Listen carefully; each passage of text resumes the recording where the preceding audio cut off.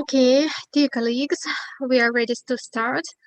Welcome to the 7th lecture of the online monthly seminar series, New Perspectives on the Old World, organized by the Tsung-I Academy of Sinology and the Institute of Oriental Studies. My name is Polina Bucik and I am the moderator of today's event. Our special guest today is a renowned Russian scholar, specialist in Tangut studies, Dr. Sergey Dmitriev. Today he will deliver a lecture on the music instruments denominations in the Tangut language, and his lecture is entitled Tangut Music, Secular and Temple Orchestras in Tangut-Chinese Glossary of the 12th Century, Pearl in the Palm. First of all, let me introduce our today's speaker, Dr. Sergey Dmitriev. Since 2005, he holds a position of senior researcher at the Department of Sinology in the Institute of Oriental Studies of the Russian Academy of Sciences. He also occupies a position of associate professor in the Center of Oriental Philosophy at the Faculty of Philosophy of Russian University of Humanities. His research interests include the history and archaeology of ancient China, the history of medieval China, the history of the Mongol Empire, the history of Central Asia, as well as the language and culture of the Tanguts. Today, we have a great opportunity to welcome Dr. Sergey Dmitriev on this virtual stage and to get first-hand information about the new findings in the field of Tangut music terminology. Before we proceed to the main part of our event, I would like to clarify some organizational questions. If you have some questions, if you have any questions to the speaker or some comments on the material that is being given during the lecture, please leave these questions and comments in the chat box or send to us via email. I will be checking the chat box all the time during the lecture. Questions and comments left in the chat box or sent to us via email will be discussed after the lecture, one by one. The lecture's time limit is 1 hour on something like this, and then there will be 10 to 20 minutes left for the Q&A session. And if you have some problems with video or sound quality, please feel free to contact me or Grace at any time. So my short presentation is over, and now I give the floor to our special guest, Dr. Sergey Dmitriev, please. Thank you, Paulina, for this beautiful presentation. I'm now feeling even more nervous than before because clearly myself and this lecture will be much worse than the presentation was. So sorry, everybody.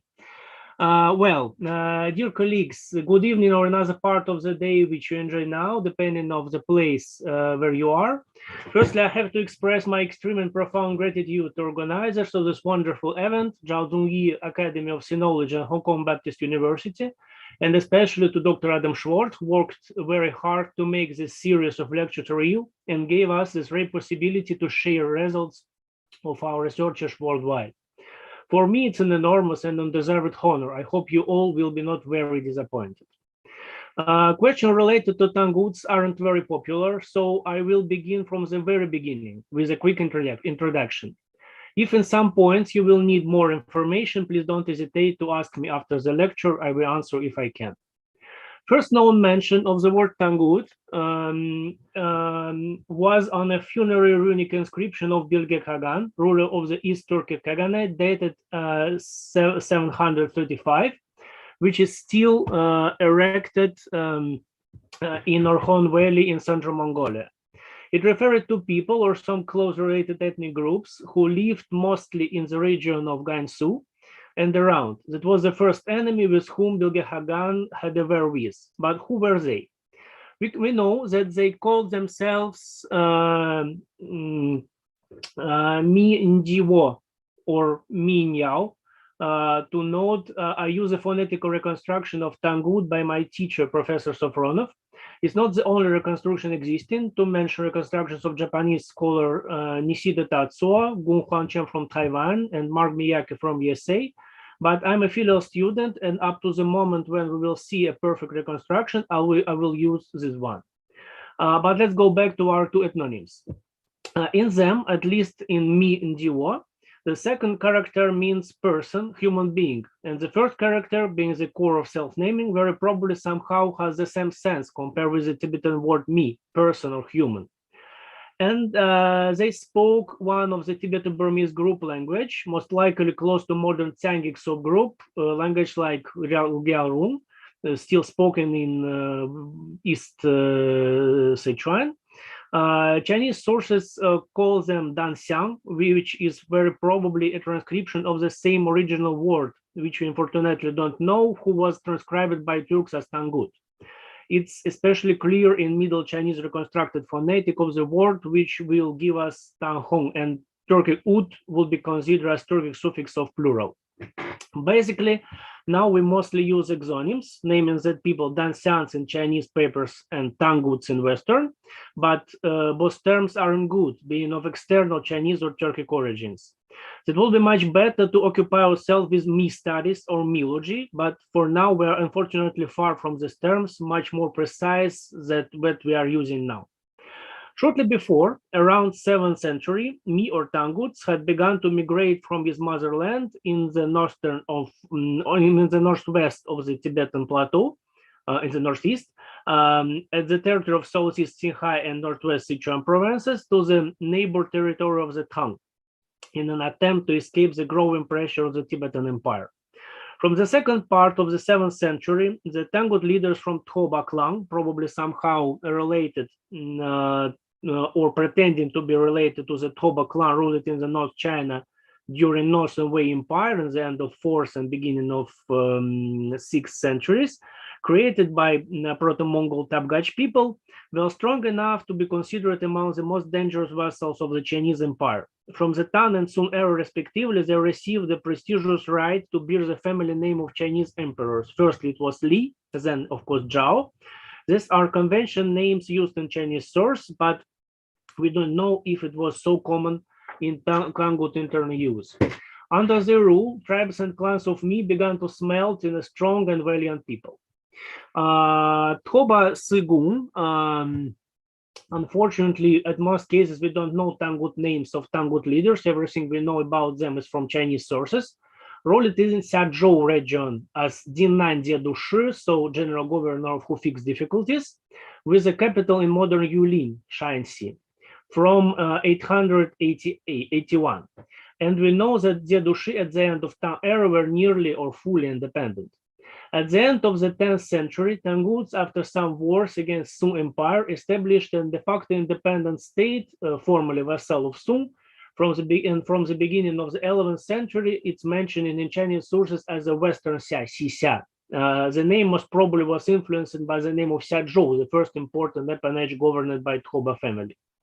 Its Tangut name was Phombin Lhe, the big or great state of the high whiteness. I think I have some screens about it. Wait a bit. Yep. High whiteness or high and white, which probably is related to snowy peaks of Tangut's homeland around Kukunor Lake, and as it could be easily paralleled with the popular designation of Tibet as land of snow. Successful campaigns against their neighbors, Khitans, Uyghurs, Chinese, and Tibetans, gave Tanguts an opportunity to establish a relatively large and self-sufficient state. I will back to the map to be more clear. In 1038, Tangut ruler known by his Chinese name Li Yuanhao, and we know his Tangut Nianhao era name, which is Horns of the Wind, changed his family name, which was Toba Zhao Li. Everything was changed to Nguemi, and we'll be back here. In Chinese sources, it's transcribed as Wei Ming, and I would like to point that it would something like Highlander of Mountain Devil's name. In the same date, 1038, Li Yuanhao proclaimed, Wei Ming Yuanhao proclaimed himself emperor. An important indication of the independence of the states of the Pax Sinica at the time was the invention of a new writing system for own language. We know that Khitans and Georgians also invented their own writing systems. We know about this writing creation from Chinese sources. In his best days, around 12th century, Tangut state possessed large territories of around 800,000 square kilometers in modern Ningxia, Gansu, Qinghai, Shanxi, with part of Inner Mongolia and even Mongolia itself, and Xinjiang, and had around 3 million of population, not many for East Asia, but a serious number for the West of that epoch. It was a strong player on the Silk Road, controlling all the eastern part of the main commercial road of Eurasia, and as every state on the commercial roads constructed a very interesting, influenced by neighbors, but in Tangut case also very original culture. As far as we know, creating of own writing system was almost a purely political decision. It seems that many Tangut spoke and even read Chinese. Many probably spoke and read Tibetan, which is relatively close to Tangut. Both writing systems somehow could be chosen for Tangut, especially Tibetan. We know some very good phonetic transcription of Tangut texts in Tibetan script, probably made for Tibetan preceptors who weren't fluent in Tangut script. After the introduction of the new writing systems, they very likely continued to use Chinese or Tibetan in their everyday life when it was needed. The intellectual elite of the Tangut state was almost certainly bilingual or even trilingual, including Tibetan, and many parts of Tangut life and culture were strongly influenced by Chinese, Tibetan, Steppe, Central Asia, Silk Road cultures. Nevertheless, according to an order issued by Yuan Hao, Tangut writing was developed to 1038 by a philologist under the guidance of a counselor and relative of the emperor, Yeli Zhenjun, who is mentioned in Tangut sources as a great tutor Iria. It is apparent that these philologists were deeply influenced by Chinese science and traditions. In spite of this, Tangut writing was created not as an inobjectable follower of Chinese writing, but rather as a strong rival. Using all of the finely elaborate instruments of Chinese philology and lexicology of that time, Tangut scientists were capable of creating a very elaborate logograph writing system based on an original and very non-Chinese fundamental idea. Of course, it was not mandatory, but a degree of originality in the national writing was a symbol of the real independence of the Tangut state, and this originality is much more observable than in Khitan or Georgian writings. Normally, I show to students this picture, and it will be 1, 2, 3, 4, 5, and everybody who know Chinese can compare it. It's nothing related, and it's even nothing related between. So it was clearly made to be, from the first glance, more complicated than Chinese. In 2027, Tangut state was destroyed by Mongol armies of Genghis Khan during his final campaign, and after one of a version, he was fatally wounded by a Tangut princess who were took by Han on his bed. However, Tangut survived and managed to contribute to the formation of the greatest empire in the old world, that is the Mongol Empire. Among the dignitaries of the Yuan Empire, whose biographies can be found in the official annals of the Yuan Shi, History of the Yuan, we can easily identify numerous officials of Tangut origin.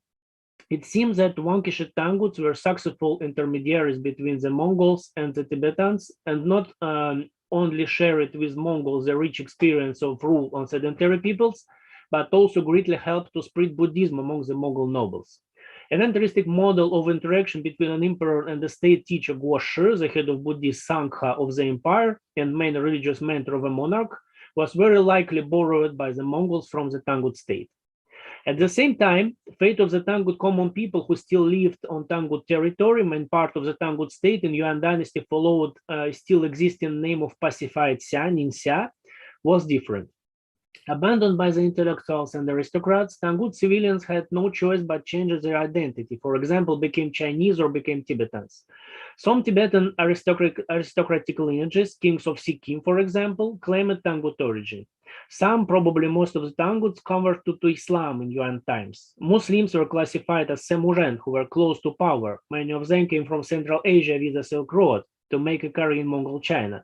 They came via Tangut land, many settled there. The native Tangut territory was between few places where Muslim communities were especially numerous. Up to our time, it's still between the most important regions populated by the Hui nation. When Mongol rule was defeated, the situation for the Tanguts deteriorated. After some cruel campaigns, the land of the Tanguts became part of China under the Chinese Ming Empire.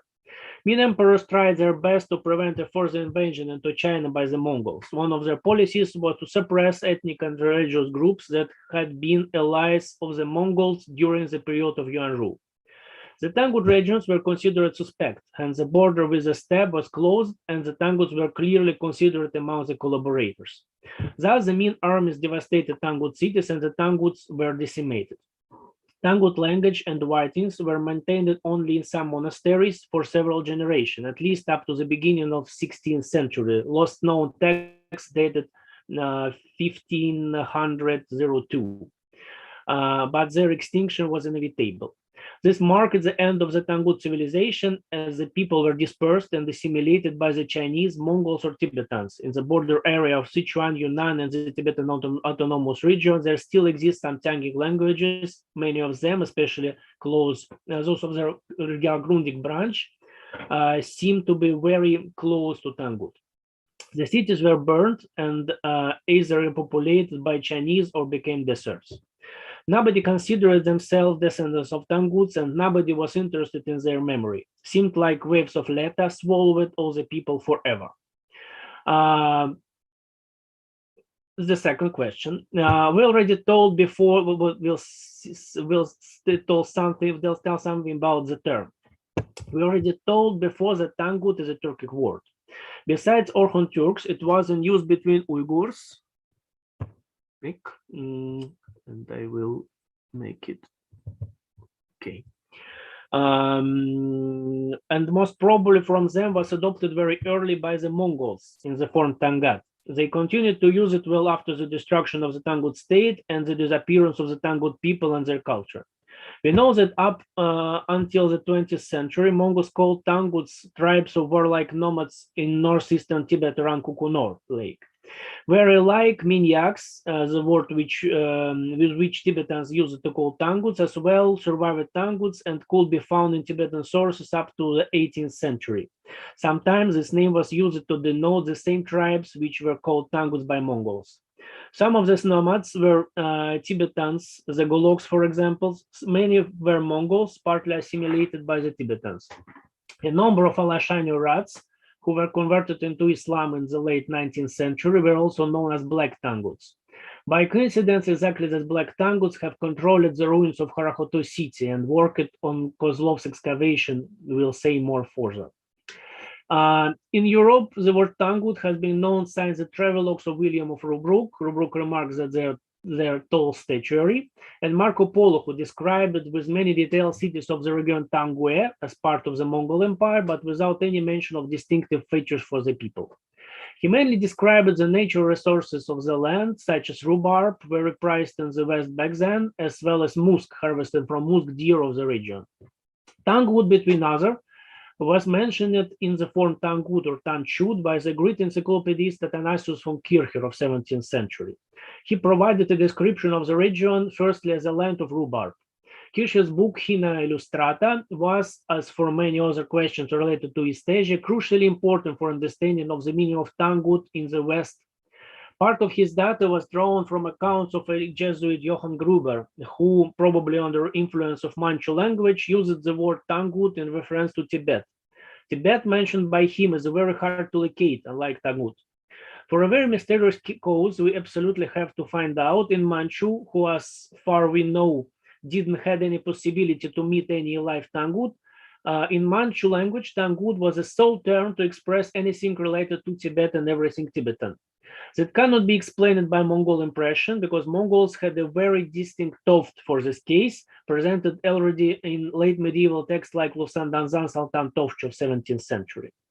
So it's a mystery. Of course, Manchu habits had a huge impact on some generations of sinologists, which at the time often chose Manchu as their main instrument in understanding China. Very probably is in that time when term arrived in Chinese in the form Tangut-He. This term, like in Mongol, was used for Tibetan or Tibetan-like population of northeastern and eastern frontier of Tibet itself.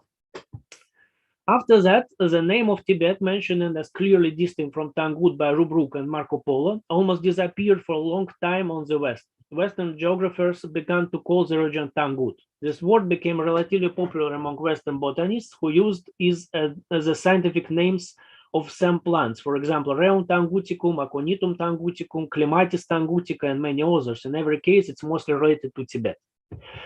This conflation was nevertheless corrected later. In a seminal book by the famous Russian explorer Nikolai Przhevalsky of the end of 19th century, Mongolia and the Land of the Tanguts, Tangut, the same way as in Mongolian, is referred to the nomad population of the Mongol-Tibetan frontier, distinctive with Tibetans.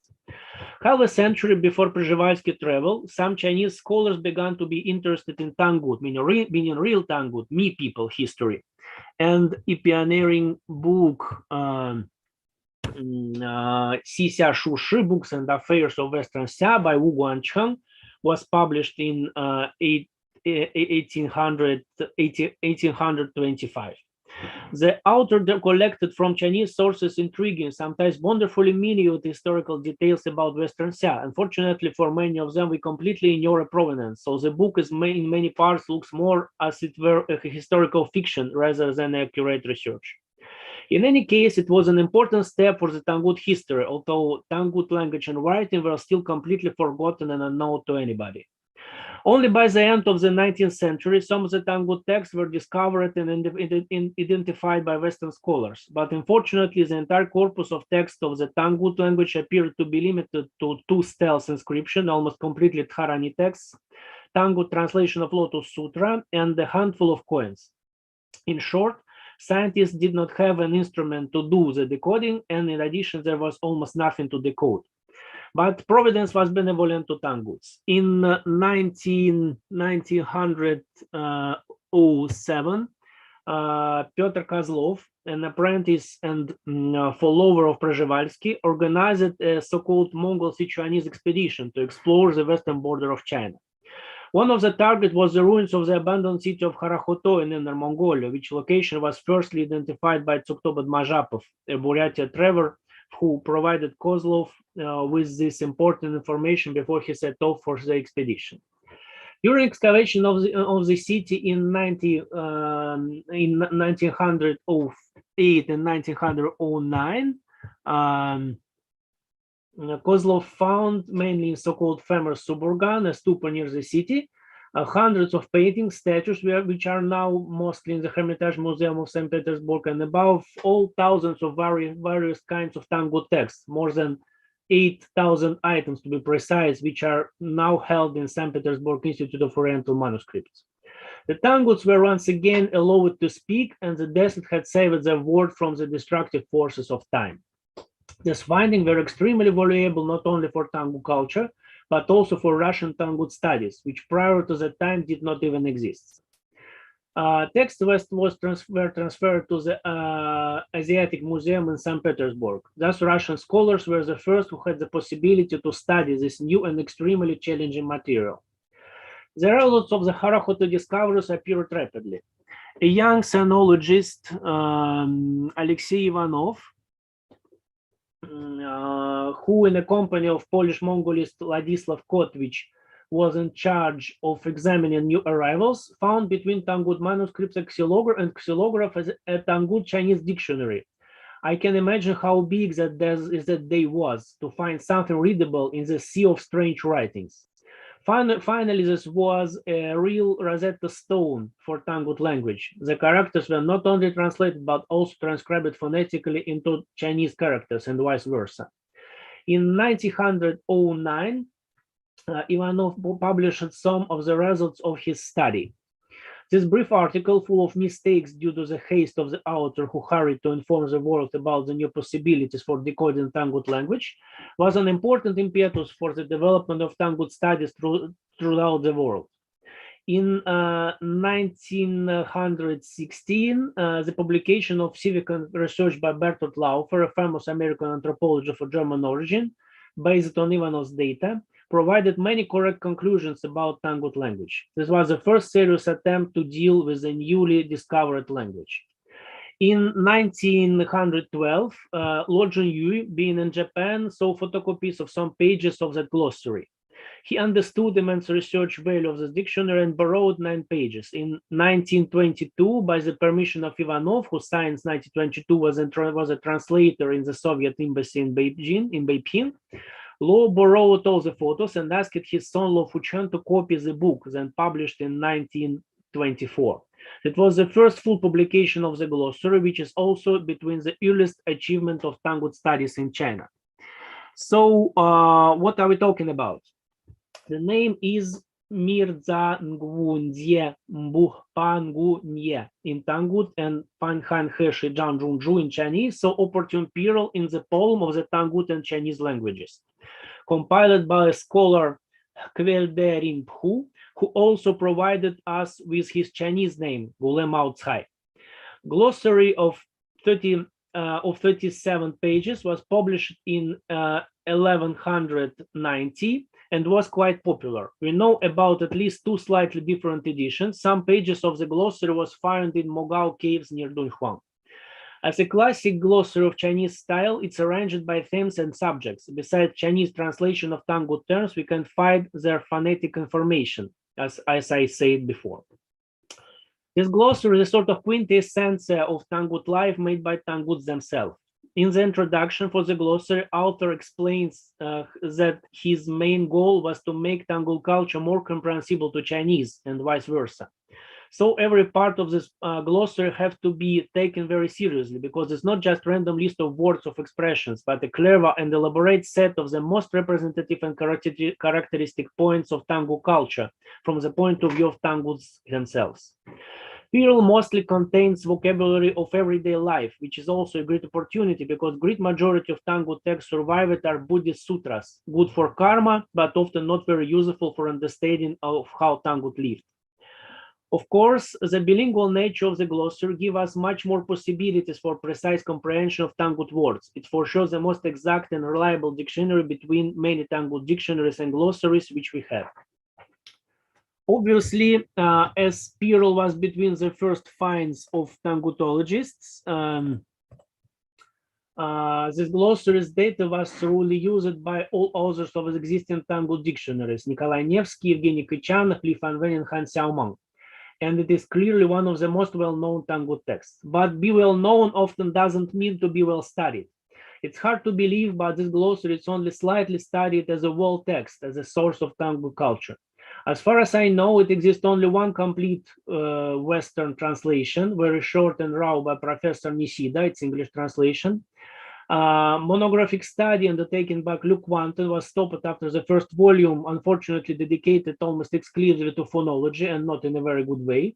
Brilliant and rich book of Li Fanwen containing long-awaited clear edition of the text and its drawing almost entirely deals with phonetic problems. Interesting booklet of Nie Hung Yin should be considered mainly as popularization of the subject.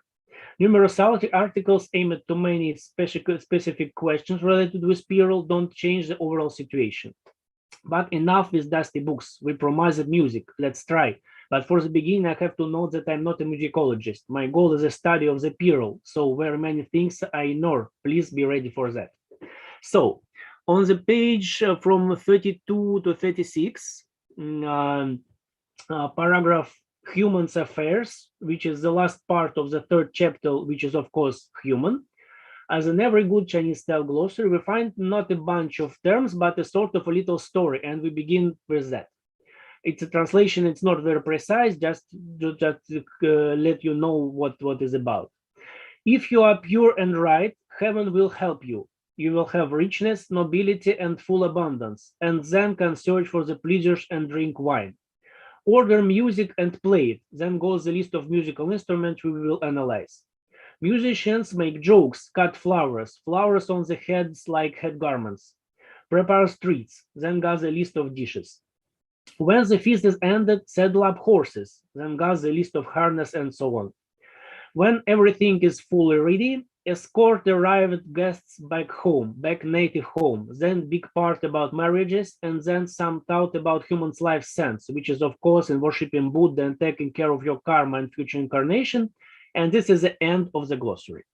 So we're lucky because we have a context which tells us that firstly, it's not just a list of instruments, but a repertoire of an orchestra. And secondly, it's not a monastic or ceremonial orchestra, but regular band, which can be invited to the feast, to the party, not a pompous feast to the big minister, but an informal party where people enjoy wine, jokes, and each other. It's precious. What are these instruments? You will see many Tangut characters today. We have so reho, and the first character is 3. For this character, we have a Tangut etymology, which is around.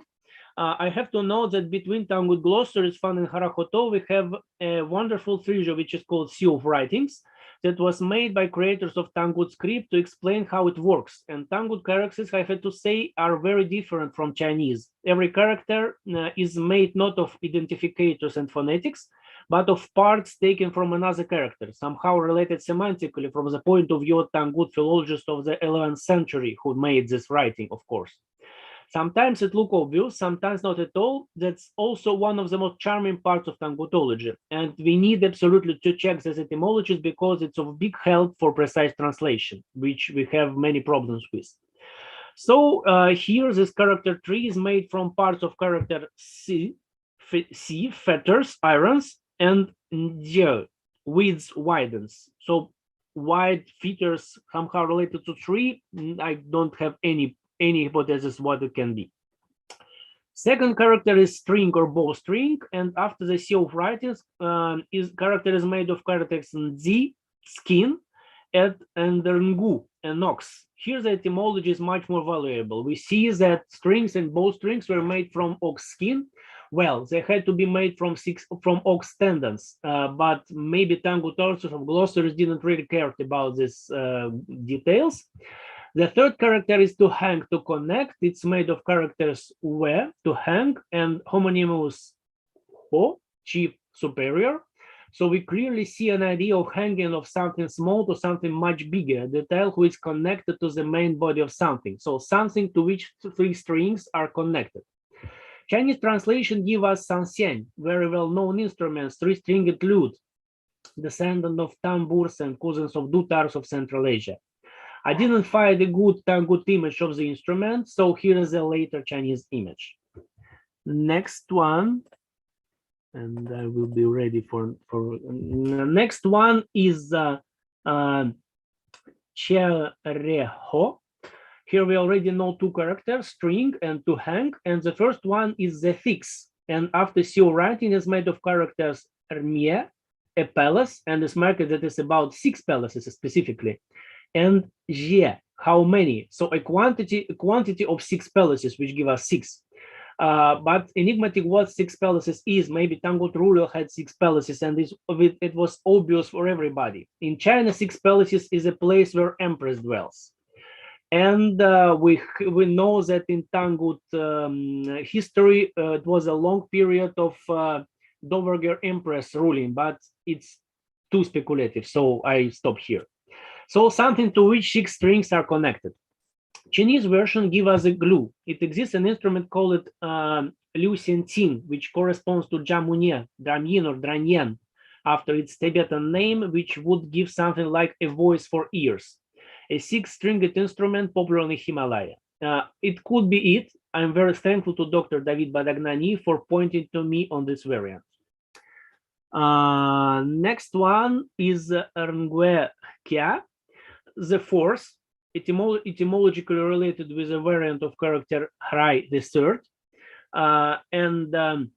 Second character is a very interesting and important, a song, but also as we will see soon, it looks like hyperonym for some musical instrument with strings. Tanguts, at least Coeldea, author of the Pearl, really liked hyperonyms, umbrella terms which helps to create semantic groups. Its etymology is related with character Ndyu, voice, beautiful song, poem, and Ndio, to collect, to store together. So something which contains beautiful voices. Good. Altogether, we will have something which contains beautiful voices, somehow related to four or the fourth. In Chinese translation, it's pipa, a four-stringed lute, very popular in China and also in Japan and Korea for more than 2,000 years, but with some ideas of foreign, maybe North Indian origin. We have to note that Tangut don't take Chinese name, as did Japanese with biwa, but gave their own, more related typologically with first two terms, main ideas related to the quantity of strings. We have some murals with Pipa and Mogao caves of on Tangut times, thanks to David Badagnani for this picture. But also Pipa are really numerous in Tangut painting in general. Sometimes they are flying without any help around deities or bodhisattvas. Next one will be Xie Kya. Second character we already know, something which contains beautiful voices, and the third is to draw out, to lift up. Etymologically is related to character khu, to turn out, and tve, to take. Unfortunately, we don't have very many contexts with this word. So something which contains beautiful voices and what can draw or lift up or can be lifted up, not or turned, not very easy. Chinese translation is Qin or Gu Qin, ancient Chinese seven-stringed zither, one of the most known Chinese instruments. Maybe when you play Qin, you have to lift up, draw out strings in contrast with other string instruments. That's why we have such tangus terms. That's possible. But Han Xiaoman also proposed a second variant, Di-Tin, an instrument which arrived in China during Tang era from the north, a vertical two-stringed fiddle which is very close to our days erhu. We have very many Tangut murals with this instrument, in contrast with Guqin, which we don't have any. Thanks for this one to David. Of course, fiddle is relatively easy to carry and to lift, so zero questions to Tangut term, but why we have the Chinese translation? Difference between Tin and Di-Tin had to be very clear even on borders of the Chinese word. It's hard for me to imagine somebody from Chinese culture who would mix up Guqin with erhu. So here I'm not sure, maybe believe more in Guqin version, but we will see. Next one, and I will be ready for the, okay, is Lho Kya. Again, we recognize the second, which we saw previously, something which contains beautiful voices. First character is to measure, made of homophone characters Lho, a table, and Lho, which was used to transcribe Chinese characters pronounced as lang. So lang to measure is between. This kind of hyperlink to Chinese variant is also common in Tangut etymologies. Not a very clear variant. We certainly will be cornered without Chinese variant. And Chinese translation is Zhang, also a very known zither, which is developed version of Qin with more strings. Zhang are presented on Tangut murals. Again, thanks for this one to David. How it's related to the idea of measure, I don't have an idea for now, but maybe a table from etymology could help. Big zithers normally are part on the table when playing. If this idea is good, it will be a strong argument against the Guqin and previous entry. If Zhang is an instrument on the table, so previous instrument which could be lifted and turned on could easily be a fiddle. It's more than probable that this kind of heavy, bulky instruments like zithers were borrowed by Tanguts from Chinese, but we have to note that at least in the 12th century, they clearly wasn't described like Chinese instruments and have their own Tanguts names. Next one will be Ju Kya. We know the second character. The third is most probably a crane, explained as flying fowl, a bird with black head who arrive on pastures in winter. Etymologically is made of Jiwon, a bird, and Mba, to help. I don't know why. It's interesting to think about it, but for now I don't have any hypothesis. So an instrument somehow related to a crane. Chinese translation is Kunho, Chinese harp, maybe borrowed from India. Some examples were decorated with a head of phoenix, which clearly became the base for Tangut name. We know that in the Sung time, Kunho was already very uncommon in China. They were restored in orchestras of traditional music after around 19th, maybe 20th century. But in CCI, it was still popular. For a picture, as usual, thanks to David. That's the end of the string part.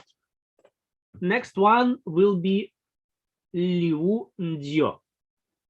First one is a flute made of characters C, a tree, and Hiao, music. So musical tree, music made with a tree. That will be Heberonym for wind instruments. Second characters long, made of characters Re, a strip, and we don't have its phonetics, also long. So a long flute, to note a perfect Tangut syntaxis, which is opposite to Chinese. In Chinese version, it's guan, a sort of fife and oboe. So that's a long flute. It's not very sophisticated, but comprehensible name if you can compare it to something else. And if it's precisely guan or not, hard to say. Next. Next would be Liu Hembei. Third character we already know, a flute. Second, two piers to bore through, made of characters hu inside, in and part, and xiao to bore, to drill. So pierced flute, drilled flute. Chinese version is D, horizontal flute. We have it on Tangut painting, same for picture to David. For the first look, this term looks strange. Flutes basically have holes, but maybe that name were given for separated from xiao, a vertical flute with a bottom. It will be the next. So this one is opened, holed flute, and next one will be another. So the next one is Xie Liu. Second character is flute. First line, row made of characters bo, line array, and He, row chapter. So a flute with a row of probably holes, line flute. Chinese version, as we said before, is xiao, a vertical flute with a bottom. But in Tangut, it's not sealed flute in opposition with board flute D, but a flute with a line, row. Next one will be Rengyu Liu. We know the second character, a flute. First one is a head made of characters C, a tree. We already saw it, and Xiu, together to collect. That's quite enigmatic. How the idea of head is related with gathered trees. Maybe it's related to a haircut, which looks like a forest, but Tangus definitely knew the sense. So head flute, which perfectly matched with Chinese variant sheng, a very original mouth-blown instrument, which is considered as one of Chinese inventions. Maybe Tangut name can be explained by the round form of the base of sheng, very different from other wind instruments. Picture is a drawing of Anatoly Terentiev-Katansky, great specialist of Tangut everyday life from Tangut paintings. Next one will be Liu Pei.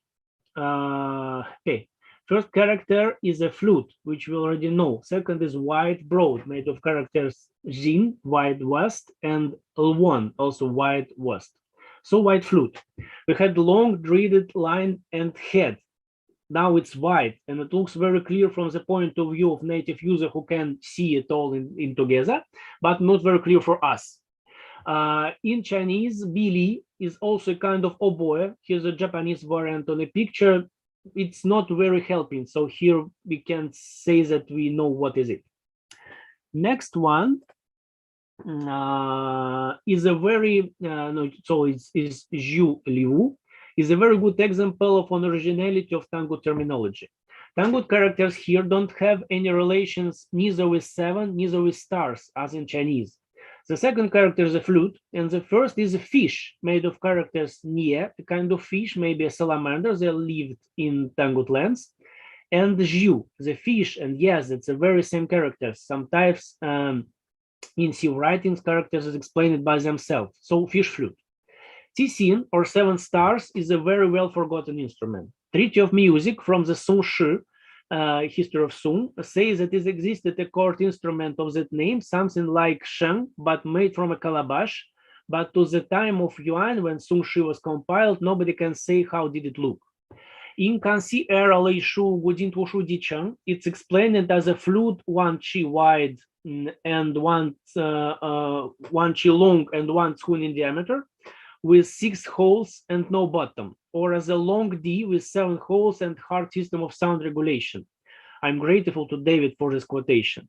So we see a complete confusion in Chinese sources about that instrument. Nothing could be related to the idea of fish, at least. But Tangut, as we can see, still knew the Chinese name of this instrument and the instrument itself, but supposed that it somehow looks like a fish. Here we are over with wind instruments. We have to note that on these examples, we can see very clearly how original was the Tangut terminology, but in the same time, how strange and naive it was. Some names can be explained in comparison with others, but one by one, these names don't look very sophisticated and even comprehensible. I have to add that maybe in some cases, Chinese variants aren't identical to Tangut or can be looked as their prototypes. Maybe they were chosen between Chinese terms as the closest, but not really exact. Now, percussions. Next one will be Rmbak Hui. First character is drum, made of characters Dia, sound of a drum, voice of thunder, and Ndel, sounds like of a drum or of a thunder. So we can precisely know how thunder sounded for Tanguts. It was Ndia, Ndiandel. And is made, characters are made of the same elements and are clearly complements of each other. So we can precisely know how Tanguts imagine the sound of a thunder, as I said it already, sorry. Second character is big, made of 2 characters, Hlie, big, yes, just like we saw in the name of Tangut state, big state of high whiteness, and Ma, which is also big, large. So perfect, big drum. Next one, second character is a drum, we already know it, and the third is to hit, to strike, made of characters Qiu, to beat, to attack, and Ne, to plow. Good image of beating a strong and deep activity and continuous activity. So a drum to be beaten, which is hardly can be accepted as a good and clear definition for a drum. In Chinese version, it's Zhanggu. We don't know any instrument with exactly same writing, but we know one with practically the same. It's Zhanggu or Yaogu, very characteristic instrument, which very probably arrived in Tang capital orchestra from the houses of Kuchar, together with flute and oboe. Great emperor of Tang, Xuanzong, was good to play in playing it. It's still in use in ceremonial orchestra of Japan and Korea, and was almost for sure known to Tanguts. Next one is Ndianzue. First, unfortunately, known only in this combination. Second is an echo made of characters Ra, hill mountain, and Hei, which is sound. And this echo is fantastically described as returning sound, which is like the sound done in mountain valleys. So it's related with echo and very probably, and it's Chinese variant Haiban, sort of wooden castanet. This word is onomatopoeia, so it's sound which it makes. So it's the end. We have in our orchestra 6 string instruments, 6 wind, and 3 percussions, 15 in general. Exactly this compound of an orchestra could be easily found on murals in Mogao. And exactly alike was a typical ensemble of Tang era palaces and is still exists in Japan. And another image from Mogao, you can see that we know everything here. And it still exists in Japan under the name of Gagaku, elegant music, a kind of temple or palace music. Many instruments are our old friends. We can see pipa, shen, flutes, drums. By the way, looks like they don't use guzheng, they don't use erhuniza. Before I was close to the idea that Tangut state conserved an old Silk Road music much longer than China, that it was a Tang Palace orchestra, then conserved by Tanguts and by Japanese, but lost by the Chinese themselves. But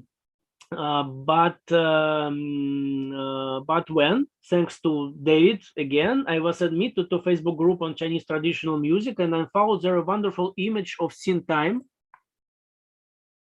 It's an orchestra from Guangzhou, end of 18th century. How it's similar to, we see Zhen and even maybe Guqing, Sanxian, flutes, pipa, haiban, erhu like fiddle, drums, sheng, So it wasn't so forgotten that I thought before. Of course, Tangu have their strong points. Looks like they were the last one who used Kung Ho and remembered what is 7-star or fish flute is. But in general, this kind of secular band we have observed was very common in China until very recent day. And that's fascinating. By the way, from the 68th Yuan of Yuan history, we know that Genghis Khan, after his first campaign of out of Mongolia, and which was just like his very last one against Tangut, it was 1205, ordered to perform Tangut music at his court. Only in Ogedei times, Chinese music replaced it. So Tangut musical traditions, which we observed, was quite distinctive and influenced even the great Khan who destroyed Tangut state. But Treasures of the Pearl doesn't deplete here. On page 22, we have a list of objects related to Buddhist prayers. Musical instruments are mixed with other ceremonial objects like waja, rosaries, etc. And what we can see here, first entry will be, first character is a lithophone, a gong. Unfortunately, we don't have any etymology for the character. It's explained as strike and beaten in front of Buddha, mainly used in this phrase, in this binomial. Chinese translation is written with a rather rare character with a clay in the place of stone, but two characters marked as synonyms. Second character is bell, unfortunately also without etymology. From next entries, we could wait that it would be a binomial and not two separate words. To note how similar characters' graphics is, they were clearly made for each other. But in Chinese, we don't have such a binomial, even if we know that from Zhou time, lithophones and bells are together in temples. So it's a Chinese binomial coined by Tanguts. Most probably, it's a gong. Tibetan harmga, which is used to call monks on a prayer. So it's very clear why it's first on the list. By the way, Tibetan harmga is literally drum made from metal. So idea of relationship with the drum is the same. Maybe that's why they choose the rare version of Chinese character with clay to show that it's not about a real stone lithophone, but about its essential idea of lithophone made from metal, just like a bell. Next one will be Sihmba. Tangut characters, again, are graphically very similar.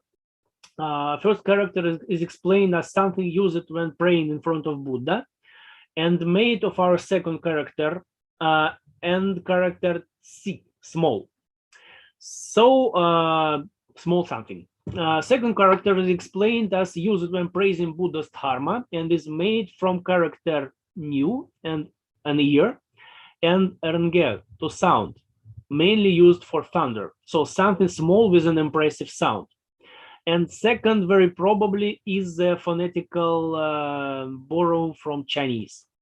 In the majority of examples, these two characters are always together. Let's see the Chinese variant. Now, in Shangzhou times, it's a bronze, a specific handbell. But in a Sanskrit Tibetan Encyclopedia Mahavyut Pati, the great volume of precise understanding of essential etymology, precise understanding or essential etymology, made in the end of the 8th, beginning of the 9th century, which around 17th century received Chinese and Manchu glosses, now is translated as Xinian, kind of small hand cymbals used when praying peaceful deities because its sound is pure. They are beaten horizontally. We can see it on Tangut paintings. Bo in Chinese are also symbols. We saw it on the image of this fantastic Guangzhou band of Qing era. So it could be a binomial, which exists in Chinese as is for symbols, or two types of symbols. We know that in Tibet also exists something which call bukchal or rolmo, with bigger resonator and beaten vertically when praying warlike deities. Their sound is sharp and loud. We can see this kind of symbols on Tangut paintings too. So maybe that's two terms here. Next entry will be Heremba. Second character we already know, it's a drum. And the first is copper. Unfortunately, we don't have an etymology. So Chinese and Tangut version perfectly matches. In China, this binomial is used to refer to Vietnamese and the like bronze drums, but looks like we don't have anything similar in Tibet or Tangut. In some tantric ceremonies, Tibetans use small hand drums damaru, which in India are related to Shiva. That's why it's mainly made of human bones and only rarely from copper or bronze. Also exists the smallest cymbals, tin shaks, which is mainly a personal meditation tool. Don't have any good variant for the center, which looks so clear and easy from the first glance, but isn't when you try to fix it. Next is Rtiermba. Second character is again a drum, and the first is dharma, ritual art, made of characters xie, correct, right, and ti, ceremony, right. So correct ceremony, not bad for Buddhist dharma. Dharma drum. In Chinese, it's a drum used to call for a prayer, but we already had a gong for it. Very probably here is something like Tibetan Tsung-I, drum of offering, a very important part of Lama orchestra. Unfortunately, we don't see anything similar in Tangut iconography. Next one will be Ngon Ke. First character is a sea, a deep abyss gathering waters. Character is made of a homophone Ngon, a character related to swan, bird. And so, male yang energy blaze. Maybe it's wrong, but an image of a sea, or more likely a lake known in the nature of Tangut lands, covered by swans and reflecting sun, looks very scenic. I can easily see some photos of Kukunur Lake with just this appearance. Second character is a conch, described as symbol chants, sea conches blows, made of characters hey, sound, we already meet it, and hin, raised form. So conch, at least this one for Tangut, was clearly related to the idea of music. In Chinese, Hailo is Turbinella pirum from Indian Ocean, playing in many senses a very important role in Lama orchestra. And India and Tibet, especially prized, are exemplars with counterwise, with left direction, which are very rare. It's considered a treasure.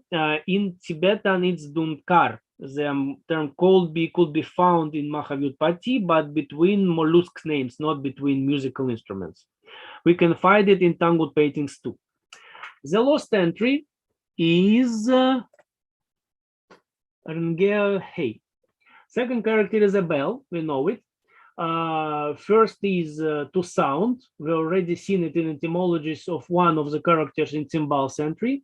It's made of characters Tso, sound of thunder. We see that Tangut language had really many words related to thunder, maybe more than other languages I know, and bin, also to sound, and also about thunder. Altogether, most probably it's a drill bu, hanta, a bell with Vajra handle. And I have to note that Vajra pestle is just before this, it's previous entry in the period. And it will be strange if we will not have a drill bu in the Temple Lama orchestra. That's the end. What we can see, in contrast with very Silk Road and Chinese and imperial scale orchestra, what we see before in secular case, this list is showing a very clear Tibetan influence. Interesting why author of the period didn't include it here. Gigantic pipes, Radun, maybe the most impressive part of Lama orchestra now. Looks like we see something similar, maybe a little shorter than real ones on Tangut paintings. Maybe that was just too new for that time. That pipes emerged in Tibet around the middle of the 11th century. To greet Atisha, I'm thankful to Polina Buzik for this information. Just before time when the period was made, so maybe it just didn't arrive to Tangut land to that time, or it's arrived but was too Tibetan to be placed by Kvelderim, who in such a treasury of Tangut culture as the period is. So as a conclusion, we did some already during our lecture, and maybe the most important thing is that we all really enriched our Tangut vocabulary during this hour, and it's good enough, I think.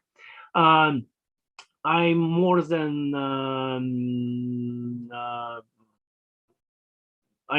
ready to questions, so please ask them.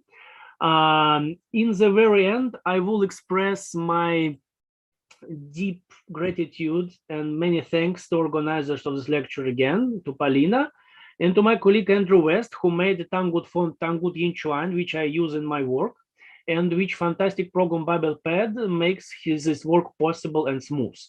And for the very lost, unfortunately, we live in a world where we can't be just scholars. That's wrong. I decisively condemn the war against Ukraine started by Putin, and my heart is with Ukrainian people. I hope that we all see the peace very soon, because if not, all that we do is useless. Thank you very much, and please, your question. I will be happy to answer them if I can. Dear Sergey, thank you very much for this informative and very interesting presentation. And now we proceed to the next part of our event, and this is Q&A session. We have 10 to 20 minutes for the discussion, and I would like to start this session by addressing my own question to the speaker. 8 years ago, I defended my bachelor thesis, and it was dedicated to the Tibetan treatise on music written in the 13th century. At that time, my opponent spoke strongly against the idea of researching already extinct musical traditions. So my question is, as for you, Sergey, is it really important to investigate some ancient music traditions, and what is the most valuable in this research? Thank you. Well, good question. As an historian, I think that everything extinct is to be remade, to be restored. And it's like that with languages, with writings, and with music too. Of course, we have a very limited possibilities to do that, but everything we can do, we should do, I think, because the most sad part of history is that everything is constantly forgetting. So we forgot things in our lives. People forgot their past, and history for me, it's the way to fight against it, to try to conserve everything we can conserve. So music, of course, between, and maybe it's even easier, because even for this, if we will have some more time, I can show you some minutes of Gagaku orchestra playing. So it's okay, it will be great. It's living tradition, so maybe with music it's even easier to do, but of course it's important as everything. Okay, thank you very much. I completely agree with you, and I think I will be I will have some opportunities to continue my research. Dear colleagues, do you have any questions to the speaker? If you have a question, please raise your hand, and then after I invite you, please say your question, ask your question to the speaker, address your question.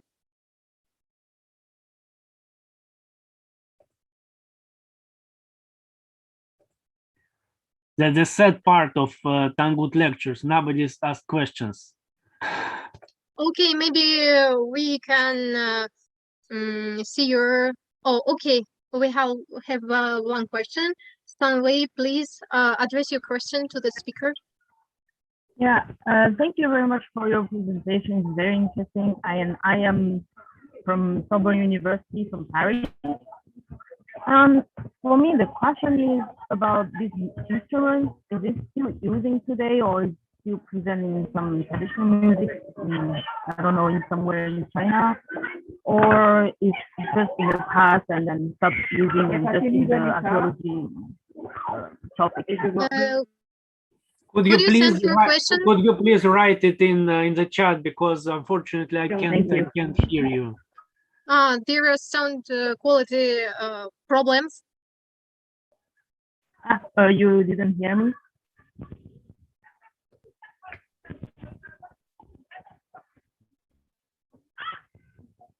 Can you hear me correctly? Okay, there is another question. When you show it the Tangut characters 14, you show it the picture of Arhu. I don't quite get why they are related. Can you elaborate on this point? Okay, it's a good question, and we'll be back to this. Yeah, is it this one? Because Yes, it is. Arhu is probably here. So problem is then we have in Chinese it's a tin, so it should be translated as good tin, most probably. But in the same time, Tangut term is related to turn something or lift something up, which could be explained about good thing too, but in a very good and detailed dictionary of Han Xiaoman, which just published, he proposed a second translation, which is Ditin, and Ditin is practically it's very related to Erhu. It's like an ancestor of Erhu. It's an instrument of the same type. So I gave here as a variant, and after we saw a zhang, which was described as something which playing on the table, and well, if zhang, which is smaller than gutin, is marked as something which is placed on the table to play, that here we have to see something movable, something more easy to carry, and it can't be gutin. So maybe this variant with answers of Erhu with Ditin is a good variant, but two variants are possible. Gutin is also maybe could be here. So the situation is like that. Okay, thank you for the answer. And do we have any other questions to the speaker? Oh.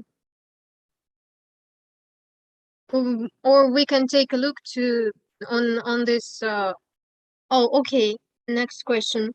Was Tangut music pentatonic like Chinese? Yeah, most probably, and actually we even have some notation of music for flute. Andrew West did a very good article about that.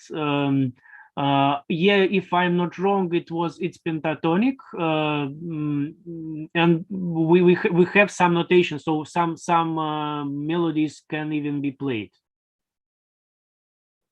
And this notation is like quite like Tibetan notation or something different, like Chinese notation. Well, it's I think that it's closer to Chinese and Japanese, but I didn't check this especially. I have to check it again. No, I remember Tibetan notation, which are really impressive. I think it's not so good from the point of view or from the point of how it looks. But idea is around, but I think that he compared it to Japanese notations. Okay, And thank you. Terentiev Katansky also did something about that. Okay, there is another question. My question is, does these instruments are still using today in some region in China, or some of them are only a research of archaeology? Well, many of these instruments are in use now. Maybe I think that between this all, maybe, well, in flutes we are not really sure what we see, because we have not very good Tangut terms, not very clear. But I think that from all this list, the only things which now is not in the live in use, it's that's fish flute CCN 7 stars, which isn't existing now. We don't know how it looked. And kung fu, now you can see kung fu in every Chinese orchestra of traditional music, but it looks like it's around 100 years ago. It didn't exist. So it was remade and reconstructed relatively not in our days. But everything else, it's very alive, and it was alive even when you are in Peking Beijing Opera. That's traditional orchestra is would be many things you will recognize. So it's not very archaic in the base. Okay, thank you for the answer.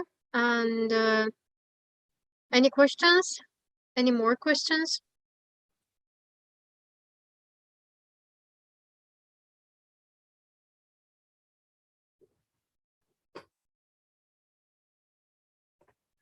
Maybe we can take a look on this video that you mentioned, Sergey. Okay, I'll try to find it.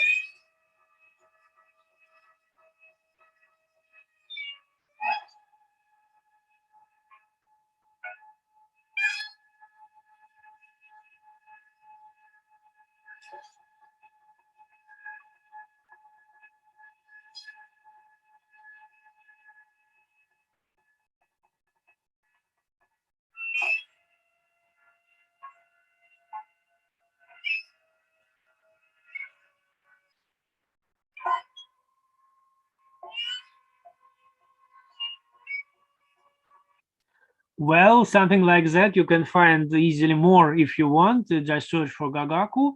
And I just have an impression that being for centuries at temple and palace music, it became much more, how I'd say it, ritual than it was before. I think that in time when it was palace orchestra in Tang era and in Tangut time, it was more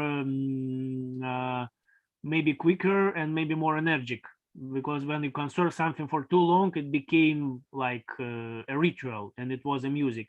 But mainly you see our instruments, almost all instruments we seen today are present and are sounding. So you can find it, and maybe even it exists an ensemble in Japan, and it could be, I think that it could be even you can even go to the concerts sometimes. Okay, Okay. thank you very much for these answers. And if we don't have any other questions, we can end our lecture, I think. So I would like to express my great appreciation to Dr. Sergey Dmitriev and to all the participants and to the organizing committee. Yes, thank you for everybody, and thank you, Paulina. You did a great job.